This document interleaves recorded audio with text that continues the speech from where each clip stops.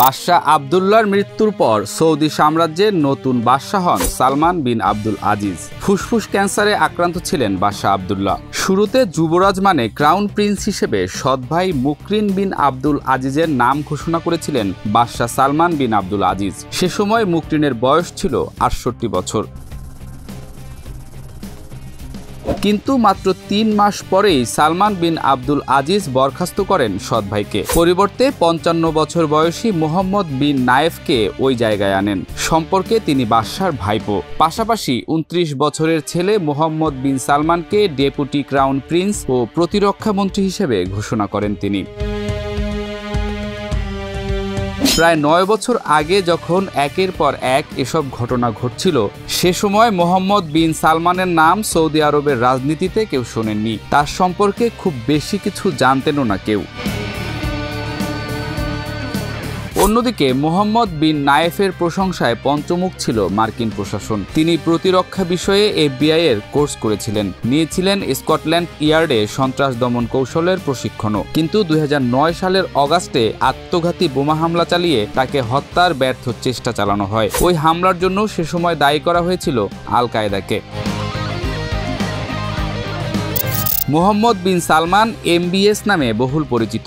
লেখক David B ওয়াটওয়ে তার বইয়ে মোহাম্মদ বিন সালমান সম্পর্কে লিখেছেন, প্রতিরক্ষা মন্ত্রী হওয়ার পরপরই মোহাম্মদ বিন সালমান বাদশার গেটকিপার বা দ্বাররক্ষক হওয়ার জন্য নিজের পদকে ব্যবহার করতে শুরু করেন। উদ্দেশ্য ছিল বাবাকে নজরে রাখা। বিভিন্ন প্রতিবেদনে উল্লেখ করা হয়, দ্রুতই মোহাম্মদ বিন সালমান তার বাবাকে পরিবার ও বাবার ঘনিষ্ঠ বন্ধুদের থেকে আলাদা করে ফেলেন। এমনকি এও বলা হয় যে বাদশাকে তার স্ত্রী মানে MBS এর মায়ের সঙ্গেও দেখা করতে বাধা দেয়া হতো।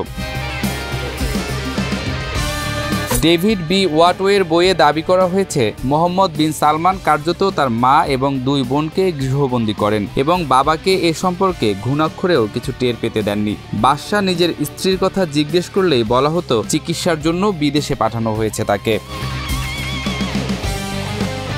প্রতিরক্ষা মন্ত্রী হিসেবে দ্রুতই নিজের প্রভাব বিস্তার করতে থাকেন মোহাম্মদ বিন সালমান। তার তত্ত্বাবধানে ২০১৫ সালের ২৬ মার্চ হুতি বিদ্রোহীদের কাছ থেকে ইয়েমেনের রাজধানী সানাকে মুক্ত করতে হামলা চালায় সৌদি বিমান বাহিনী। কিন্তু কিছুদিন পর এই হামলা বাদশাহ মোহাম্মদ বিন সালমান ও সৌদি আরবের জন্য একটি বড় সমস্যা হয়ে দাঁড়ায়। আন্তর্জাতিক অঙ্গনে এটিকে মোহাম্মদ বিন সালমানের পররাষ্ট্রনীতির গাফিলতি হিসেবে বিবেচনা করা হয়। কাছাকাছি সময়েই তৎকালীন যুবরাজ মোহাম্মদ বিন নায়েফকে অপসারণ করে ছেলে মোহাম্মদ বিন সালমানকে ক্রাউন প্রিন্স করার সিদ্ধান্ত নেন বাদশাহ সালমান। পবিত্র রমজান মাসের শেষ দিকে ২০১৫ সালের ২০ জুন রাতে রাজ পরিবারের একাধিক সদস্য পবিত্র মক্কায় জড়ো হন। সেই রাতে রাজনৈতিক ও সুরক্ষা বিষয়ক কাউন্সিলের বৈঠক হওয়ার কথা ছিল, যার সভাপতিত্ব করার কথা ছিল মোহাম্মদ বিন নায়েফের। কিন্তু বৈঠক শুরুর কিছুক্ষণ আগেই তিনি একটি বার্তা পান। সেখানে বলা হয়েছিল বাদশাহ সালমান তার সঙ্গে দেখা করতে চান। তড়িঘড়ি হেলিকপ্টারে করে বাদশার সঙ্গে দেখা করার জন্য সাফা মহলে পৌঁছান বিন নায়েফ। সঙ্গে ছিলেন তার 2 দেহরক্ষী। লেখক বেন হাবার্ট তার বই দ্য রাইজ টু পাওয়ার মোহাম্মদ বিন সালমানে উল্লেখ করেছেন, মোহাম্মদ বিন নায়েফ ও তার 2 রক্ষী বাদশার সঙ্গে দেখা করার জন্য লিফটে উঠছিলেন। দোতলায় লিফটের দরজা খুলতেই বাদশার সৈন্যরা এগিয়ে গিয়ে নায়েফের রক্ষীদের অস্ত্র ও মুঠোফোন ছিনিয়ে নেন। পাশের একটি কক্ষে নিয়ে যাওয়া হয় নায়েফকে। তিনি চলে যেতে উদ্যত হলে বাধা দেয়া হয় এবং ক্রাউন প্রিন্স পদ থেকে পদত্যাগ করার জন্য চাপ দেয়া হতে থাকে। কিন্তু তাদের কথা শুনতে নারাজ ছিলেন বিন নায়েফ।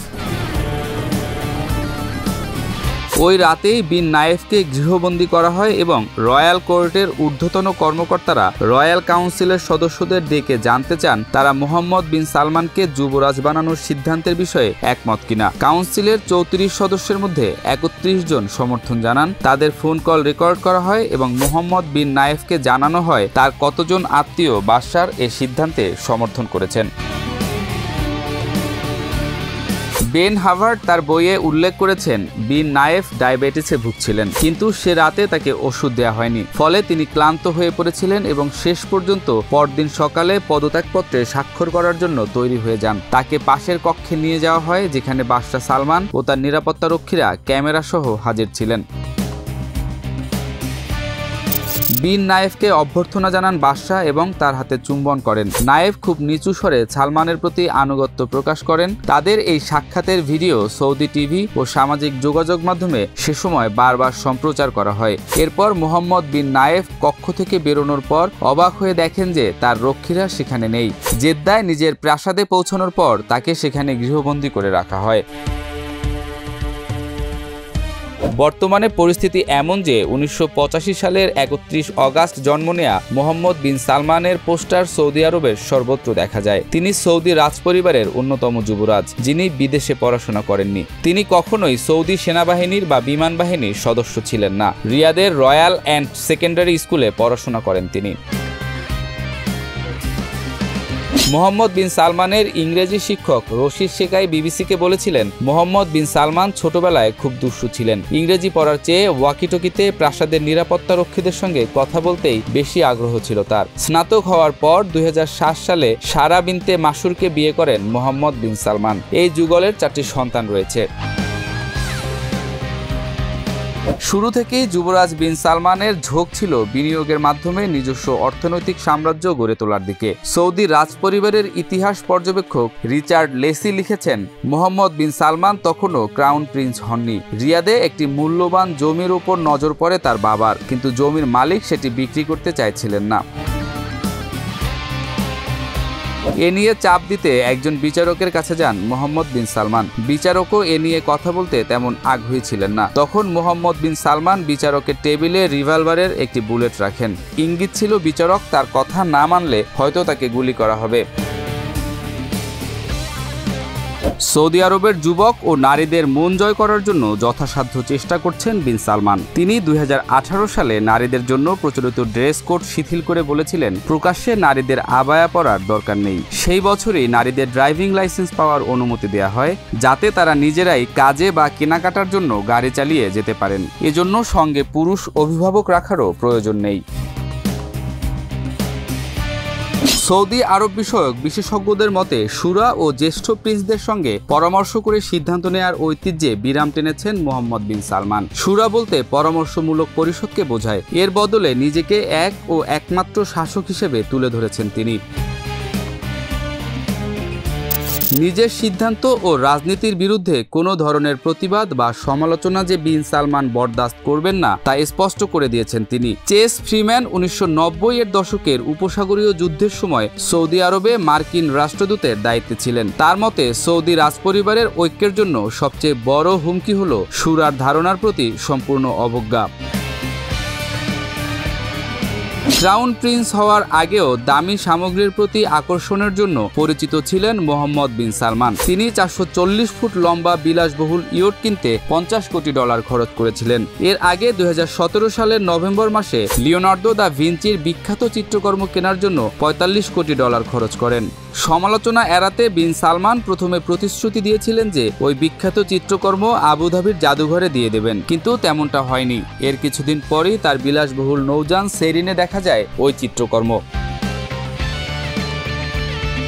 বলা হয় সৌদি আরবে অন্তত 10,000 প্রিন্স রয়েছেন। তাদের মধ্যে প্রায় 100 জন রাজনৈতিকভাবে সক্রিয়। তাদের সবাইকে সরকারের পক্ষ থেকে মাসিক ভাতা দেয়া হয়।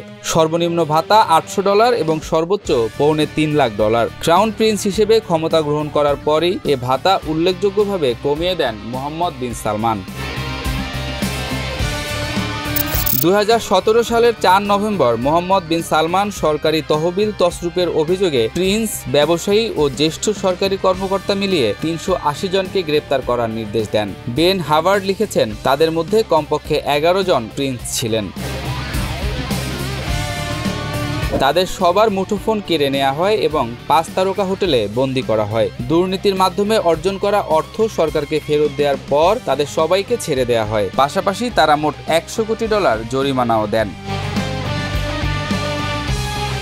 মোহাম্মদ বিন সালমানের জন্য সবচেয়ে বিব্রতকর ব্যাপার ছিল যখন তুরস্কের সৌদি দূতাবাসে গিয়ে MBS এর অন্যতম সমালোচক সাংবাদিক জামাল খাশোগি খুন হন। যুক্তরাষ্ট্রের জাতীয় নিরাপত্তা সংস্থা মোহাম্মদ বিন সালমানের একটা পুরনো রেকর্ডিং খুঁজে পায়, যেখানে সৌদি আরবে না ফিরলে খাশোগিকে গুলি করার কথা বলেছিলেন তিনি।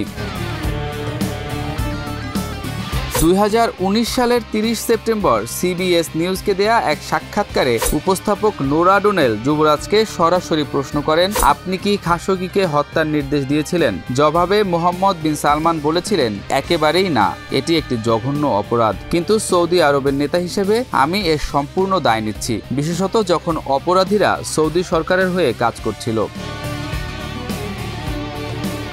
2019 সালের ডিসেম্বরে সৌদি আরবের এক আদালত সাংবাদিক খাশোগিকে হত্যার দায়ে 5 জনকে মৃত্যুদণ্ড ও 3 জনকে 24 বছরের কারাদণ্ড দেন। তবে 2020 সালের 20 মে প্রয়াত সাংবাদিকের পুত্র সালেহ খাশোগি তার বাবার হত্যাকারীদের ক্ষমা করে দেন।